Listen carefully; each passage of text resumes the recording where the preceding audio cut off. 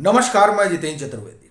राहुल गांधी ने अपना बायो बदल दिया है। वो जो ट्विटर पर आप अपना खाता बनाते हैं तो उसमें अपना परिचय भी लिखते हैं, उस परिचय में फेरबदल हो गया है। अच्छा, उन्होंने किया है, ऐसा नहीं किसी ने हैक वगैरह कर लिया है। और मुझे ऐसा लगता है कि अभी और इसमें बदलाव होगा, और पहले भी उन्होंने बदलाव किया होगा इसलिए कह रहा हूँ चूंकि पहले वो शुरू में सांसद ही थे, फिर वो वाइस प्रेसिडेंट बनते हैं कांग्रेस के, फिर प्रेसिडेंट बन जाते हैं। फिलहाल तो कुछ नहीं है, तो जाहिर तौर पर उन्होंने डिसक्वालिफाइड एमपी लिख दिया है। अब आने वाले दिनों में कुछ और बदलाव हो सकता है, इसलिए कह रहा हूं चूंकि दो भारी झटके लगे हैं। और ऐसा लग रहा है कि उस झटके की वजह से कांग्रेस और नाराज है, और उस नाराजगी ने इन्हें जुटा दिया राजघाट पर बड़ा भाषण वगैरह हुआ, और जिस तरीके से माहौल बनाया गया उससे लगा कि साहब अब तो जो है पूरी क्रांति आ जाएगी। क्योंकि राहुल गांधी ने अपनी प्रेस कॉन्फ्रेंस में कहा ही था कि भाजपा ने, सत्ताधारी दल ने हमें जो है हथियार दे दिया। लेकिन ऐसा लग रहा है कि वो उस हथियार की धार कुंद है, ये बात सत्ताधारी दल भी जानता है। और इसका एक नमूना जो है वो तब देखा गया था जब ईडी ने, आप ये कहें कि गांधी परिवार को तलब किया था, सोनिया गांधी और राहुल गांधी को। तब जो शक्ति प्रदर्शन कांग्रेस की तरफ से दिखा था उससे स्पष्ट हो गया था कि कांग्रेस मृतप्राय हो चुकी है, अब कुछ बचा नहीं है। इसलिए कह रहा हूं चूंकि ये राहुल गांधी और सोनिया गांधी को ईडी बुलाती है चार चार, अगर दोनों लोगों को मिला दिया जाए तो संभवतः मेरा अनुमान है 7 से 8 बार ये लोग ईडी जाते हैं। लेकिन कांग्रेस का आप ये कहें कि हुजूम जो है वो दिल्ली नहीं जुट पाता है। वो इस बात को बताता है कि दरअसल जो पार्टी ये दावा करती है कि वो 100 साल पुरानी है, हालांकि इसमें भी मुझे लगता है करेक्शन होना चाहिए, क्योंकि इंदिरा जी के समय में तो कांग्रेस टूट गई थी, और जो कांग्रेस अभी है वो इंदिरा कांग्रेस है। लेकिन फिर भी अगर हम कांग्रेस के दावे को ही माने कि वो 100 साल पुरानी पार्टी है, तो उस 100 साल पुरानी पार्टी के जो अगुआ हैं, जो कर्णधार हैं, उनको ईडी तलब करती है, और 1 लाख की भीड़ भी नहीं आ पाती है। वही समझ में आ गया था सत्तारूढ़ दल को कि दरअसल इनकी धार अब कुंद हो चुकी है, जो अभी फिर दिखी, जो सत्याग्रह राजघाट पर संभवतः चल रहा है। और वो इसलिए चल रहा है चूंकि राहुल गांधी की सदस्यता चली गई, अब हो सकता है वो जेल भी जाए। तो अब वहां पर जुटान, उस जुटान में जो सूचना है अपनी, 1000-1500 लोग आए। क्या मतलब है? मतलब राहुल गांधी डिस्क्वालीफाई हो जाते हैं और उसके खिलाफ कांग्रेस का जुटान होता है, और जुटान में महज 1-1500 लोग आते हैं। अब इससे खराब स्थिति और क्या हो सकती है कांग्रेस की। बड़ी बात है कि उसमें राहुल गांधी नहीं आए। अच्छा, ऐसा लग रहा है अब कि कांग्रेस के भीतर ही एक धड़ा ये चाहता है कि ठीक है, जो हो रहा है अच्छा हो रहा है। राहुल गांधी यहां भी नहीं आए, और जब उनकी सदस्यता गई थी तो आपात बैठक बुलाई गई थी जिसमें सोनिया गांधी भी थी, प्रियंका वाड्रा भी थी और तमाम लीडरशिप थी, लेकिन उसमें राहुल गांधी नहीं गए थे।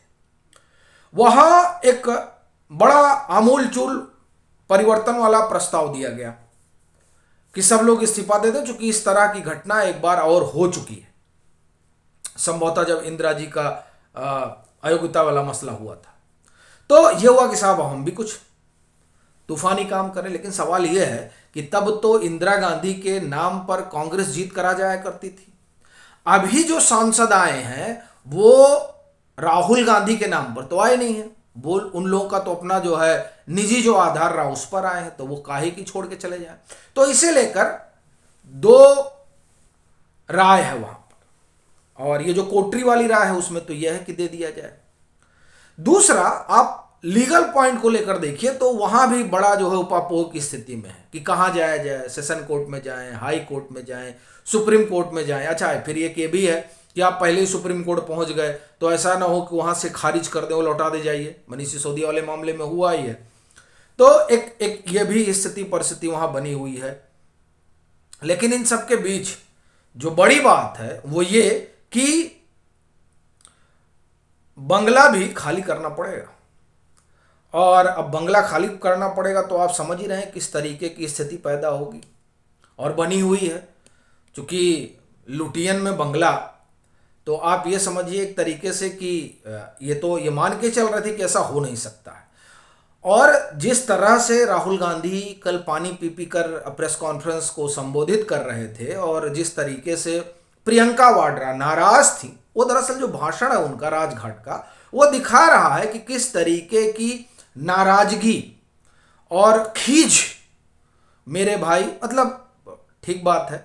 तो ये जो नाराजगी है वो दरअसल नाराजगी ये जाहिर कर रही है कि इस बात का उनको अनुमान, तो मुझे नहीं लगता कि जिस तरह की इन लोगों का अपना बॉडी लैंग्वेज है उससे ऐसा कुछ लग रहा था कि नहीं सदस्यता जाएगी। हालांकि काफी लोगों का मानना है कि ये 23-22 को एक आपात बैठक हुई थी कांग्रेस में शाम के समय में, और वो हुई थी मल्लिकार्जुन खड़गे के घर पर।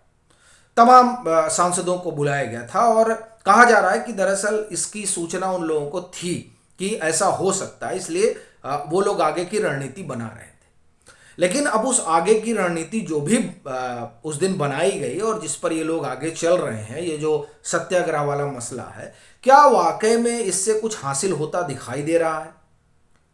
ये सवाल इसलिए भी खड़ा हो रहा है क्योंकि जिस तरह का उस राजघाट पर मौजूदगी होनी चाहिए थी, वो मौजूदगी तो कम से कम नहीं दिखी।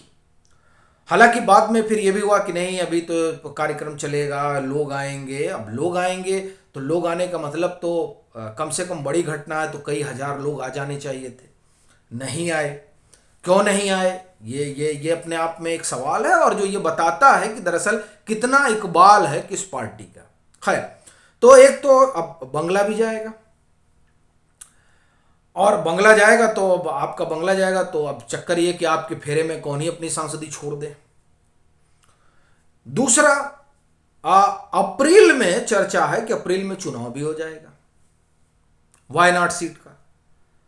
तो मामला तो अब गंभीर हो चला है।